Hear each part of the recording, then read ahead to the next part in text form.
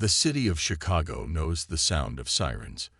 It's the soundtrack of everyday heroes, a constant reminder of the brave men and women of Firehouse 51 who run toward danger when every instinct screams to run away. We've seen them walk through fire, pull life from the jaws of death, and stand as unwavering sentinels against the city's darkest days. But what happens when the danger isn't a fire, but a calculated, silent evil that invades their home? What happens when one of their own, the unbreakable Lieutenant Kelly Severide, is caught in a nightmare so intense it leaves the entire city holding its breath? We're not just talking about a close call on the job. We're talking about a harrowing ordeal that pushed our favorite squad lieutenant to the absolute brink, a shocking turn of events that saw him battered, isolated, and fighting for his life not in a burning building, but in the heart of his own stolen rig. For fans who have followed his journey, who have seen his swagger, his loyalty, and the deep well of courage he possesses, this was a moment that felt different. This was the day we truly felt the chilling possibility of a world without Kelly Severide. It all began on a night that felt deceptively calm, the kind of quiet shift that allows for a moment of peace amidst the chaos. The familiar, comforting hum of Firehouse 51 was a low thrum in the background.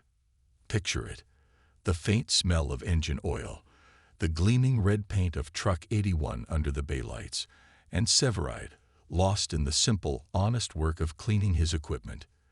It's a scene we've come to love, a glimpse into the quiet dedication that defines these heroes. In these moments, they aren't just firefighters. They are a family in their home, a sanctuary built on trust and shared bravery. There was no blaring alarm, no call to action, just a man and his machine, a brief respite before the next inevitable call.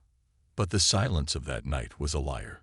It was a predator, patiently waiting to pounce, and the evil that shattered the peace didn't announce itself with a bang, but with a terrifying, ghost-like stealth. Suddenly, the stillness was broken, not by a siren, but by a sound that didn't belong. 3 armed men, moving with chilling precision, slipped into the firehouse like shadows. The sanctity of their home was violated in an instant. Thinking fast, Severide scrambled for cover, his mind racing to process the unthinkable. He found a hiding spot atop Truck 81, his heart pounding a frantic rhythm against his ribs as he watched in disbelief. These weren't petty thieves. They were here for the engine. For Severide, a fire truck isn't just a vehicle. It's an extension of himself, a tool of salvation. To see it commandeered, stolen from the very place it's meant to protect, was a profound violation.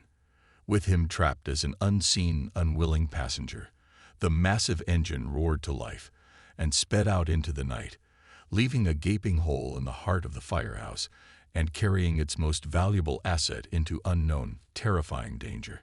What followed was a masterclass in survival, a testament to the iron will forged in the heart of 1,000 fires.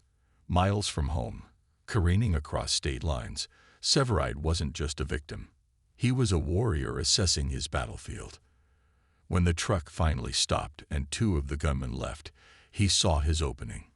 With the instincts of a seasoned survivor, he managed to swipe the remaining driver's phone and lighter, small, seemingly insignificant objects that would become his lifelines.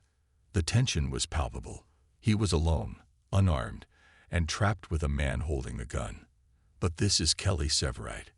He crawled beneath the rig, his fingers desperately working on the damaged radio wires, managing to send a coded, fragmented message back to 51, a digital cry for help. The ensuing confrontation was raw and brutal. A desperate struggle, the sickening crack of bone on bone, and the deafening roar of a gunshot that ripped through the air. The gunman was hit, and in a moment that defines his very character, Severide's first instinct was to save the man's life. But his heroic effort was cut short as the other hijackers returned, their faces cold and merciless. The situation spiraled from horrifying to apocalyptic. After callously ending their injured accomplice's life, they turned their attention to Severide. He was no longer just a witness. He was their new driver.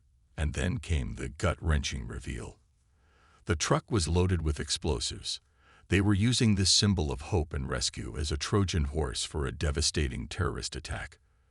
The weight of countless innocent lives now rested on his shoulders.